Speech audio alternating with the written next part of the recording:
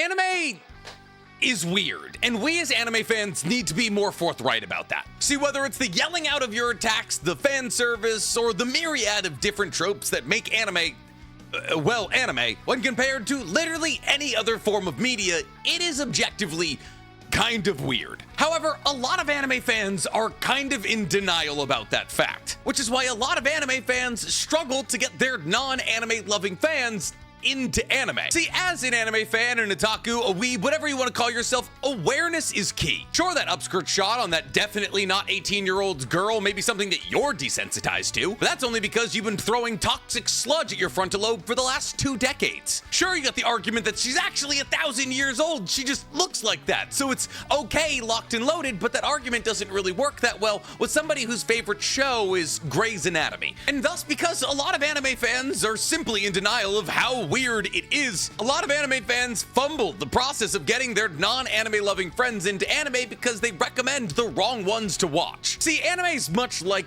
a hot tub. You gotta dip your toe before you make the full plunge. And some of you are throwing your friends into the 104-degree bath. Which is why today I want to walk you through 7 essential anime to recommend to your non-anime loving friend, ranked on their fan service, action, and anime isms, with high scores being good and low scores being bad. That is to say, today we're talking the 7 best anime to recommend to your non-anime loving friend, ranked and explained. But before we get to ranking or explaining anything, guys, please, for me, like this video, subscribe to the page, and hit that noti bell. And if you guys are looking for one additional Nick video a week, I have restarted my Naruto reaction series, and you can find it through the fourth wall link in my description. So, I will admit, there's a couple of anime on this list that you've probably thought about recommending before. However, I'd reckon that a couple of the anime you've thought about recommending before actually really aren't your best possible choices. If you're watching this video right now, my statistics tell you that you're somewhere between the age of 22 and 28, which means unfortunately for you, but fortunately for society, your frontal lobe has developed. And thus, even though SAO might have been the anime that got you into anime, that's because you were 14 when you watched it. And thus, the game has changed. Now, I'm saying all this because the anime that's coming in last place, though that's still 7th out of all of the anime I've ever seen, is an anime that everybody thinks is the best possible anime to recommend to their non-anime loving friend. And I kind of tend to disagree. Because coming in at number 7, we have Death Note. See, anytime I ever have a conversation with somebody who doesn't like anime, they've either been recommended to watch Death Note or have seen Death Note and then decided to not pursue any more anime after that. And that's because Death Note isn't that great of a recommendation. See, Death Note, while an okay recommendation for a non-anime lover, isn't the best option for a number of reasons. First being, out of all of the anime that we're going to talk about today, it's technically the most fan servicey. Nick, what are you talking about? It's a detective anime about 2 people trying to catch each other before one of them is able to turn into God and kill hundreds of thousands, if not millions of people. How could you possibly cram fan service into there? Well, the answer is only 4 letters, and those 4 letters are Misa. Listen, I'm not saying that Misa's role in Death Note is the most egregiously fan service thing I've ever seen in anime, because it's not. In fact, it's barely anything to blink at when you've spent a large portion of your life ingesting shows like Monster Musume. However, one can understand how this girl throwing herself at light constantly, running around in garters, could be a bit offsetting to really anybody who hasn't spent those 2 decades watching shows like High School DxD. Now, it's not horrific, like I said, which is why I give Death Note a 7 out of 10 in terms of the fan service category, the lowest we're going to see out of any anime on this list. It also helps that Misa is 19 pre-time skip and 24 post-time skip. So if she is going to be running around in a short skirt and thigh highs the entirety of the show, at least she's of age, which is, believe it or not, something that wins you points in the anime community. But the fan service isn't the reason that I wouldn't recommend Death Note to up-and-coming anime watchers. I wouldn't recommend Death Note because there's not anything else really like Death Note. See, let's say hypothetically you recommend Death Note to somebody and then they come back to you and go, oh wow, that was awesome. Got anything else like that? To which your answers are Platinum End, the other manga created by the mangaka of Death Note, which isn't that good. Future Diary, which is very good, but has a lot more anime isms, a lot more fan service, has underage characters, and let's just say it's scandalous situations, and therefore is generally a really bad recommendation for anybody just getting into anime. And Monster, which is a legitimate masterpiece, but is 60 whole episodes long and features some of the more horrific things ever shown in anime ever. Now, there is other shows with similar vibes to Death Note, like Steins Gate, Parasite, Death Parade, and Code Geass, but Monster is kind of the only show that taps into that similar feeling of Death Note, but in a much more adult way, a way that could be off-putting to a lot of people. Because here's the thing. Death Note is just Dexter. It's a live-action TV show masquerading as an anime. So while a lot of non-anime watchers can watch it and enjoy it, it doesn't necessarily set the precedent for a bunch of other anime that they're gonna potentially watch down the line. On top of that, while Death Note is thrilling at times, action-wise, it's not all that packed. And thus, if you have people like my girlfriend who doesn't watch anime but loves action movies, it's also not a great recommendation, which is why I give it a 7 out of 10 in the action category. But where Death Note really comes up flat for a recommendation to non-anime lovers is its anime-isms. But what are these anime-isms? Well, things you only see in anime, or Japanese pieces of media. Calling out your move before you're about to use it. Prolong internal dialogues as you sit there thinking about what your next move is gonna be. Those kinds of things. And while I would never call Death Note campy, it is objectively silly, like 90% of the time. It's one of the most memed on shows of all time because Light and Elle spend the majority of their time on screen sitting silently across from each other, playing one person 4D chess in their brain against the other over a conversation revolving around cake. It's a fun show, but can be objectively very off-putting to anybody trying to get into anime through the medium of Death Note. So for anime-isms, I also give Death Note the lowest score that we're gonna see out of any of the anime we're talking about today at a 5, bringing its grand total to 19 out of 30 possible points. However, that 5 in anime-isms is tied with a number 6 spot because coming in at number 6, we have Kaiju number 8. See, Kaiju number 8 holds a special place in my heart because Dorothy, my non-anime loving girlfriend, loves it. And my God, for the life of me, could I not tell you why? That's not true. I can't tell you why. That's the entire purpose of this video. See, Kaiju number 8 is an action lover's dream. It's Pacific Rim. It's people with kaiju powers fighting against kaijus. Every new episode pops in a new kaiju that the casts of Kafka, Reno, and Kikaru have to battle against. And we watch as the 3 of them get stronger in their own specific regards. Kafka training in his Kaiju number 8 powers. Reno learning about cryo bullets and how to use them at maximum efficiency. And Kikaru wielding a humongous axe that she uses to slice through to kaiju's cores. It's well animated. Both the OP and the ending sequence are in English. And thus, from an action perspective, Kaiju number 8 gets a 9. On top of that, it's not that horny. Everyone's wearing basically wetsuits for the entire show. Characters who would usually be sexualized like Kikaru or Mina aren't because they're wearing body armor 95% of the time that we see them. Tie this into the fact that all of the characters are constantly embroiled in combat and they're not having their clothes ripped off them by kaijus, and also that even when they're not in combat gear, everybody is relatively covered up like they would be if they were a regular human. And from a fan service perspective, Kaiju number 8 deserves like a 9. I mean, everyone is still running around in essentially spandex, and all of the girls have their armor specifically crafted to, you know, show off their assets. But in the grand scheme of anime, that's like nothing. There's little to no circumstances where when I'm sitting watching Kaiju number 8 with my girlfriend, that a scene with a girl happens that I have to go like, okay, this is something that happens in anime. You just gotta roll with this one, all right? But if in both terms of fan service and action, Kaiju number 8 gets 9s, how is it in 6th place? Well, that's because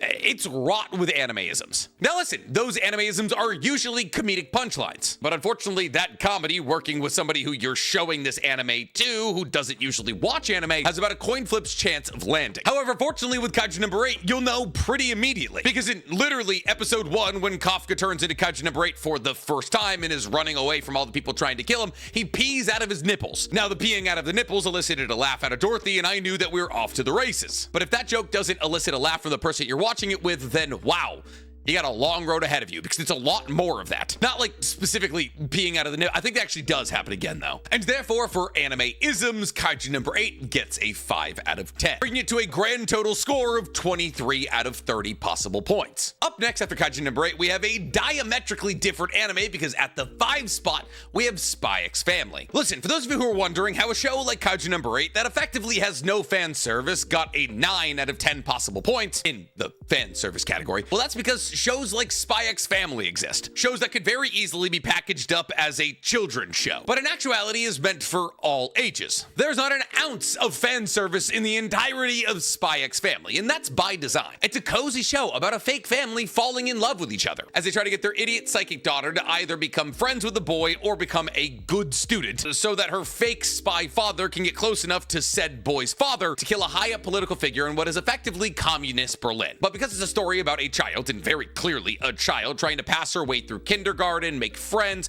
not be found out as a psychic, and about two adults in a fake sham marriage who both work in jobs of extreme violence, slowly but surely falling in love with each other and thus shirking their own responsibilities, there's really no room for fan service whatsoever. And thus in the fan service category, Spy X Family gets a 10. However, the coziness of this show can be its own demise for a lot of watchers, especially because it kind of loses that coziness as the show goes on. See, Dorothy's favorite thing about this show is the cute and funny moments, not the action. But feasibly, a lot of people could feel the exact opposite way. And all of this focus on family, and Anya trying to be a good student, and Lloyd trying to be the world's best spy, and Yor assassinating people in the darkness of the shadows, could slow down the pace compared to other media that they may enjoy. Like I said, it's cozy. On top of this, the episodes are anthological, with one episode rarely being related to a previous one. However, that does change in the most recent season, where we spend about 8 or 9 episodes on a yacht as Yor pulls protection duty for a high-value asset. And thus, unfortunately, for those who liked the cozy aspects, those cozy aspects disappear for like a 9-episode stretch. And for those who are looking for the action, that action doesn't happen until pretty late into season 2 of the show. And thus, from an action/enjoyment perspective, I give Spy X Family a 7, which is coincidentally the same score I give for its anime-isms. See, the anime-isms in Spy X Family aren't horrendous, but there's still things like Anya's waka wak, constant will they, won't they dialogue between Lloyd and Yor's sister being a dedicated and fervent siscon, and real big, heavy emphasis on that last one. Because if there's one thing that makes my non-anime loving partner not love Spy X Family, it's basically every time Yor's brother shows up. And thus, in the anime-isms category, Spy Family gets a 7, bringing it to a total of 24 out of 30 possible points. Now, after Spy Family, we have a tie for 3rd/4th place, but I do think one of these shows is a better recommendation than the other, so I'm going to put the one that I think is a worse recommendation, though not by all that much, in 4, which is why coming up at number 4, we have Attack on Titan. Whenever I tell somebody, oh yeah, I work in the anime space, I talk about anime for a living, and they go, oh, well, I don't really watch anime,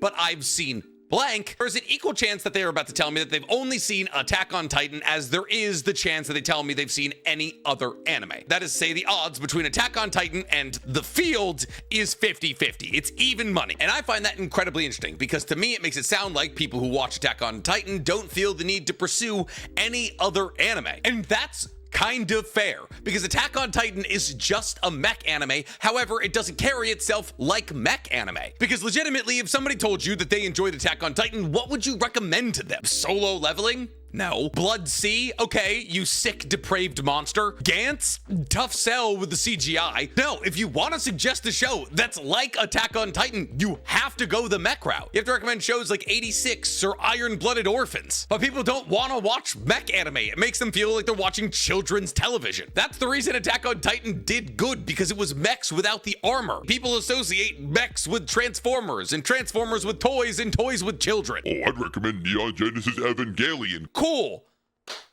They're not going to know what's going on, and then they're going to be like, why did Shinji do that? Is all anime like this? But as a starter anime, Attack on Titan is really good. It has so little fan service that the only sexualized character by the community is the 5'4" Beyblade maid. I mean, yeah, Eren starts wearing open jackets in the last couple of seasons to show off his rippling abs, but that's just Marvel movies. I mean, there's barely even romance in Attack on Titan. That's how little fan service there is. And thus, much like Spy Family, Attack on Titan gets a 10 in the fan service category. Yes, I know the Titans are naked, but I don't know, do you want them to grow clothes? Not everybody's got the stretchable denim of the Hulk. While we're at it, Marvel, show me his junk.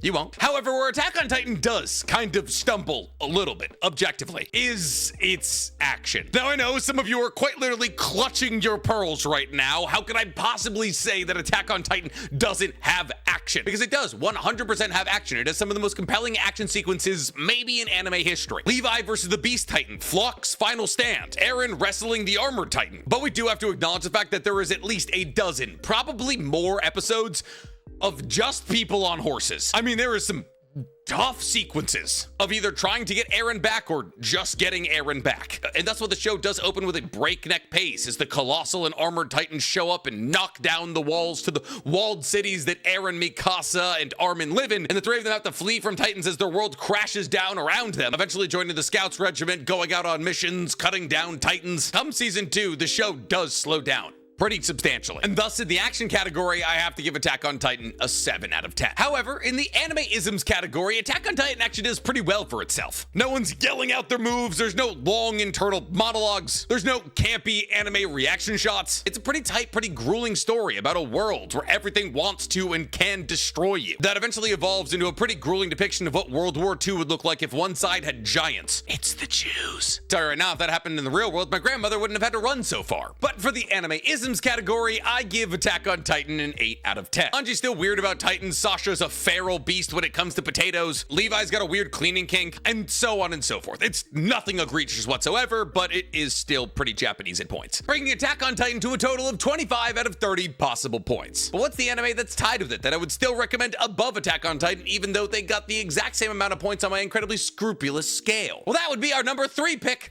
Full Metal Alchemist Brotherhood. And here's the thing, I'll tell you why. Imagine I didn't. That's my whole job. There's just more anime like Full Metal Alchemist Brotherhood. FMAB is the most straight up and down shonen of all time. Now, it's a shonen manga written by a woman and therefore inherently better, but if people enjoy FMAB, there's a glorious roadmap of anime that can be recommended to them. Hunter x Hunter, Jujutsu Kaisen, Vinland Saga, all shows that aren't exactly like FMAB, but close enough that if you enjoyed FMAB, you'll probably enjoy them. See, FMAB is not a hard pill to swallow. Like I touched on earlier, it's written by a woman, and therefore it features basically no fan service whatsoever. In fact, the only characters that are even slightly fan service-y are characters like Lust, who is literally the physical representation of the deadly sin of lust, and Alexander Armstrong, who has a macaroni noodle for hair, and his middle name is canonically Louis, as in, yes, Louis Armstrong, world famous New Orleans born American trumpeter. And I mean, sure, if you happen to fall in love with Riza Hawkeye or Olivier Armstrong, you may start feeling strong borderline sexual emotions towards FMAB, but that's not because of how their characters are portrayed. That's just because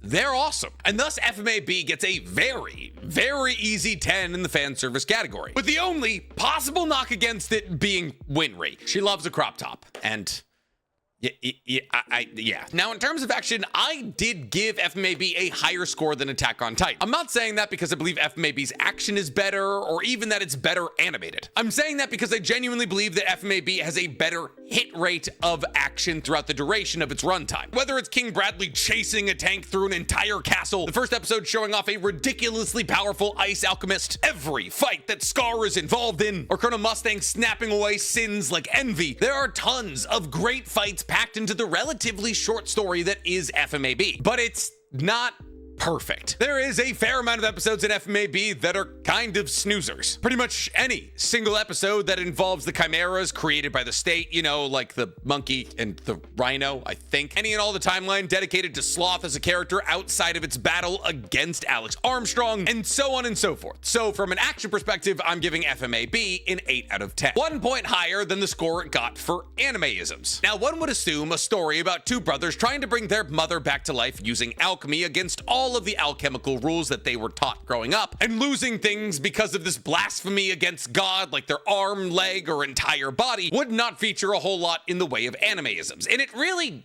doesn't. However, what it does feature is a whole lot of Ed yelling about being short, or I guess not being short, in similar comedic punchlines. And this over-the-top screaming attitude of the small little youngest ever state alchemist can be a bit harsh and a bit grating to those who aren't used to that kind of character, because that kind of character does not exist in Western media. The Bakugos, the Inosuke's, the Eds, those are all specific to anime, and thus they can be kind of off-putting. And thus, in the anime-isms category, I give FMAB a 7 out of 10, giving it, just like Attack on Titan, 25 out of 30 possible points. Which brings us to our number 2 spot. However, unfortunately, just like with our number 3 and 4 spot, we have a 2-way tie for second and first. So we're gonna approach second and first in the same way that we approached third and fourth. That is to say, even though the scores are the same, I do technically prefer one of these anime over the other in terms of recommending to non-anime loving friends. And thus, coming in second place, we have one of my favorite anime of all time,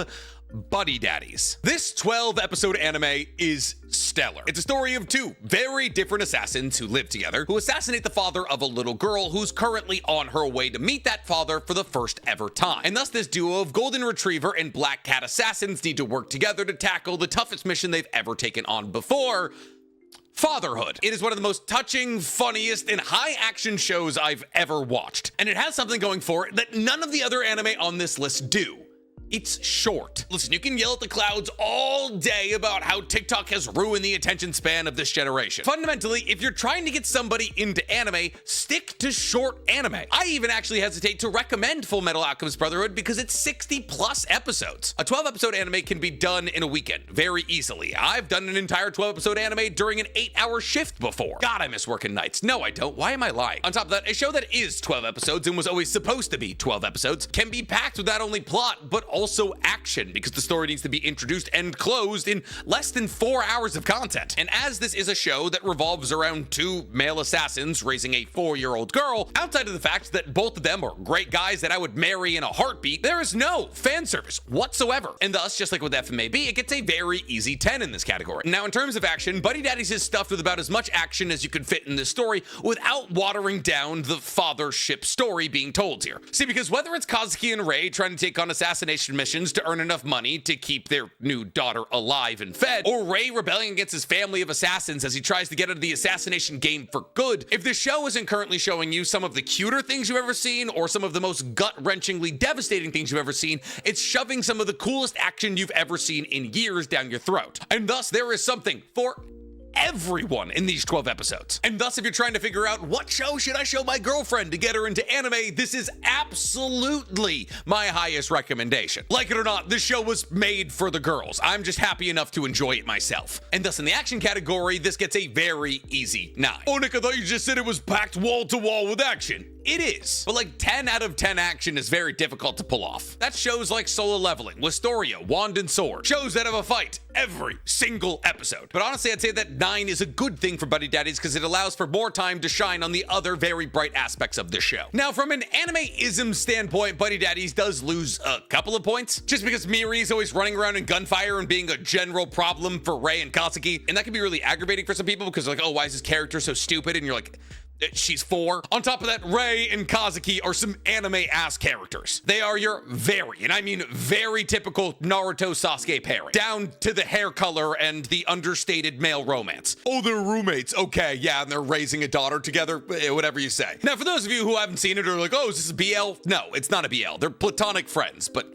you know, it doesn't stop the community. And thus, from an anime-ism standpoint, I'm gonna give Buddy Daddies an 8 out of 10, bringing it to a grand total of 27 out of 30 points. Which brings us to our number 1 spot, because coming up at number 1, the anime that I would recommend to any non-anime loving friend is Erased. Now, Erased, like Buddy Daddies, is only 12 episodes long and follows the story of our 29-year-old main character, Satoru, who is a struggling mangaka living in Chiba. Now, Satoru has an interesting ability, an ability known as Revival, that allows for him to send his consciousness back in time to right before a fatal incident is about to occur so he can stop it from happening. And therefore, when Satoru's mother is murdered in his hometown, Satoru is able to send his consciousness back, but it's sent back 18 years. And thus, the story revolves around a childhood Satoru not only trying to prevent the murder of his own mother, but stop a serial killer from killing 3 children from his hometown. This is actually the show that inspired the massively popular delinquent anime and manga Tokyo Revengers, and it is one of the most compelling, high-tension 12-episode anime I've ever watched. It has intrigue, mystery, detective vibes, all under the dark undertone that somewhere out there is a serial killer killing children. If you have anybody in your life who enjoys detective movies or TV shows or whodunits, this is literally the perfect recommendation. And as the story revolves around 11-year-olds trying to stop a serial killer, fortunately, there is no fan service, giving it a 10 in that category. And while there isn't what I would identify as much action as it is more of a detective anime, the high-tension moments and this feeling in your stomach you have for the entire time you're watching it, to me elicits a very similar reaction to how I feel when I'm watching one of my favorite characters in a big fight. And thus, even though it isn't action-packed like Buddy Daddies, being more so in the vein of Death Note when it comes to action, I would say, because Erased is only 12 episodes, the pace at which that action and tension comes is higher than that of Death Note, and therefore I believe it deserves a higher ranking, which is why I gave it an 8 out of 10. However, where Erased truly shines in its ability to be shown to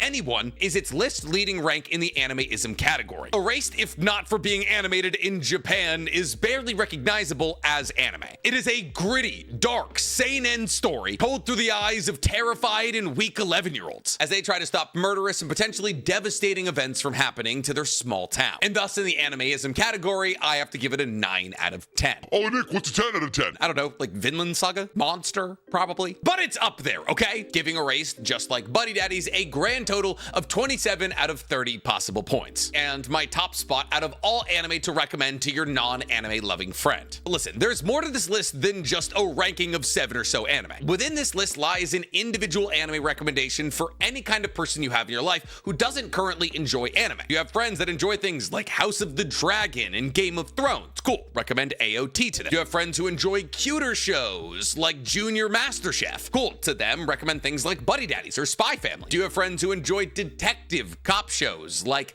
House, Dexter, CSI, so on and so forth? Cool, recommend to them either Death Note or Erased. Do you have friends who enjoy straightforward action TV shows like The Night Agent or Shooter? Cool, recommend to them FMAB. Do you have friends who love MonsterVerse movies like King Kong, Godzilla, or maybe even Pacific Rim? Okay, Kaiju number 8. See, these rankings are simply based off the anime that I've recommended to people that they've enjoyed. But you know the people in your life and what they would enjoy, so take the rankings on this list with a grain of salt. Recommend what works, watch it with them, see if they enjoy it. If they don't, adjust. But never give up, because not knowing the joyous highs and lows of anime is barely a life worth living. And with that, that's the 7 best anime that you can recommend to a non-anime loving friend. But I'm curious to hear from you guys. What anime do you recommend to those in your life who don't watch? Let me know in the comments below. And while you guys are down there, please, for me, like this video, subscribe to the page, and hit that noti bell. Now, if you excuse me, I think I'm gonna go watch Buddy Daddies.